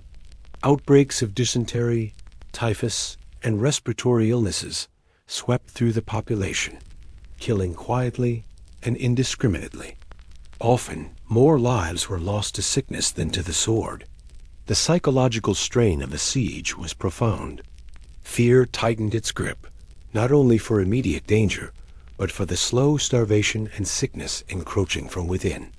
The knowledge that relief might not come, that the tower might fall, or that death awaited regardless, shadowed every moment. Morale fluctuated wildly. Some clung to hope, bolstered by duty or faith, while others sank into despair. The bonds between defenders were tested. Camaraderie became a fragile lifeline. Efforts to communicate with allies beyond the siege lines were fraught with risk. Messengers, if able to escape, faced capture or death. Without news, the occupants were cut off. isolated in their struggle. This isolation heightened the sense of abandonment and deepened the psychological toll. Tactics during siege defense varied. Archers lined the battlements, hurling arrows at attackers. Those inside wielded boiling oil, stones, or other improvised weapons to repel climbers. Every moment demanded vigilance and courage. Yet, even with skill and determination, the odds often favored the besiegers, who could afford to wait and starve out the defenders. Inside, wounds piled up. Medical care was rudimentary, supplies scarce, and infection rampant. The wounded were a constant reminder of the siege's toll, their suffering weighing heavily on caregivers. Despite this, acts of bravery and kindness persisted. Shared water, comfort offered to the dying, whispered prayers for deliverance. As days passed, the physical and mental depletion deepened. Hunger sapped strength, thirst dried mouths and cracked lips. Fatigue clouded minds. The cold stones seemed to close in, pressing down like a weight. Some succumbed quietly. Others fought on with grim determination. Attempts to break the siege were risky and desperate. Sorties, sudden attacks by defenders against the besiegers, were launched to disrupt enemy plans or gather supplies. These were dangerous and costly, but sometimes necessary gambles. The risk of capture or death loomed large, yet the hope of relief drove such acts. Sieges could last weeks or months. Time stretched agonizingly, punctuated by moments of terror and tenuous calm. Food dwindled to crumbs, water to tainted drips. The tower's occupants faced the terrifying prospect of surrender or death. Stories of such sieges carried through history as tales of endurance, sacrifice, and human will. Eventually, a siege might end by relief forces arriving, the enemy withdrawing, or the defenders forced to surrender. Each outcome carried its own wounds and consequences. Survivors emerged physically weakened and mentally scarred, their lives forever marked by the ordeal. The legacy of siege life in medieval towers speaks to the harsh realities behind the grandeur of stone fortresses. These were not merely bastions of power, but crucibles of suffering and survival. Understanding the siege experience deepens appreciation for the endurance of those who lived, fought, and sometimes died behind these walls. Thank you for joining me inside the cold, cramped walls of a medieval tower, places of both refuge and relentless hardship. Behind their thick stone defenses, life was far from safe or comfortable. From the biting cold that seeped into bones, to the darkness that swallowed days whole, from the ever-present rot and vermin, to the crushing psychological toll, these towers tell stories of endurance amid suffering. When sieges came, the towers became prisons as much as fortresses, where hunger, thirst, and disease often claimed more lives than enemy swords. The brave souls who lived through these ordeals showed resilience beyond measure, carrying the weight of isolation, fear, and pain. If you found this journey into medieval life compelling, please like this video and subscribe for more deep dives into history's forgotten corners. Your support helps keep these stories alive and brings more fascinating tales to light. And if you have thoughts or questions about medieval towers, I'd love to hear them in the comments below. Until next time, stay curious and take care.